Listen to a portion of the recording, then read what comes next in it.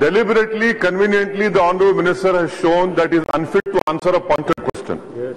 Now, I leave it. Madam, my pertinent pointed question was the pilot study of 16 districts. Yes. What is the evidence? Why have you not placed in public domain? What steps are you taking to ensure there is a continuous supply of electricity and internet? The PDS Aadhaar, which was done in Puducherry, has completely failed.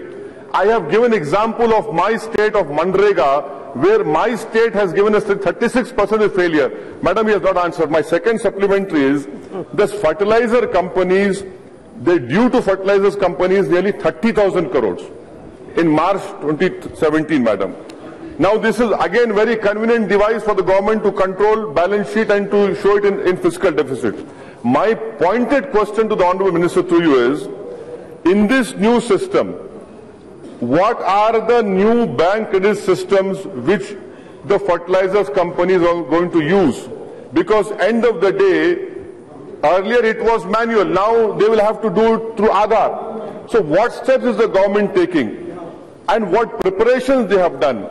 I once again would like to point out to you, madam, the thumb biometric fails for farmers because of the wear and tear they do. How are they going to respond to this situation? And why are they in such a rush to impose this kind of scheme?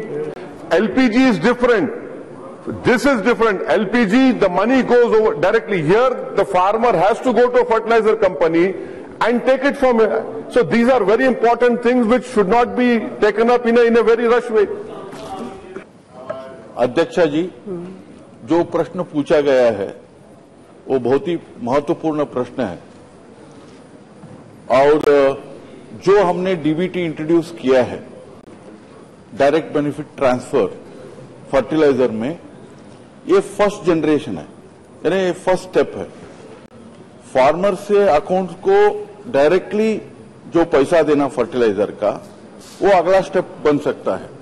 लेकिन इस step में 2 लाख जो हमारे outlets है, इसको implement करने के पहले, जैसे हमारे मनसुख भाई ने कहा, वैसे हमने एक पायलट प्रोजेक्ट सक्सेसफुली इंप्लीमेंट किया है। मैं और माननीय हमारे ओवैसी साहब को आश्वस्त करना चाहूंगा, वो जो रिपोर्ट है पायलट प्रोजेक्ट का, वो पब्लिक डोमेन में हम जरूर रखेंगे।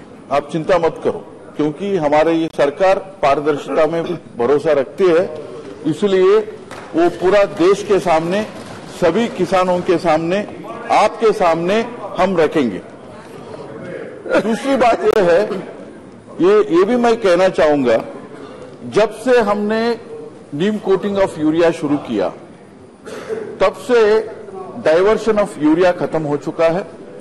आज के दिन में यूरिया हो, डीएपी हो, एमओपी हो या मिश्रित फर्टिलाइजर्स जो है, वो पर्याप्त मात्रा में उपलब्ध है पूरा देश भर में। और एक जमाने में यूरिया और बाकी फर्टिलाइजर ब्लैक में बिकती थी। आज के दिन में पूरा देश भर में किसानों को यूरिया और फर्टिलाइजर्स क्रेडिट पर मिल रही है। ये परिवर्तन आ चुका है मोदी सरकार में।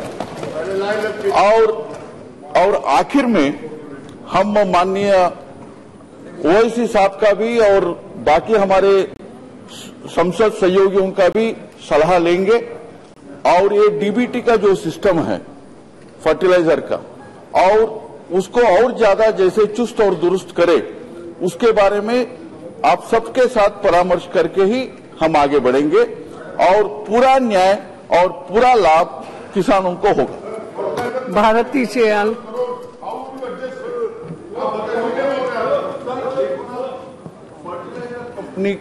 कंपनी को जो सब्सिडी बकाया है, और ये दोनों अलग अलग विषय है। सब्सिडी कंपनियों को जो सब्सिडी बकाया है, वो बकाया 2009 से पहले हुआ है, यानी ये आज के जमाने का नहीं है। 2009 से यानी 1,40,000 करोड़ का सब्सिडी था, उस सब्सिडी बकाया जो पहले हुआ था, उसको स्लोली हम कम करते जा रहे हैं।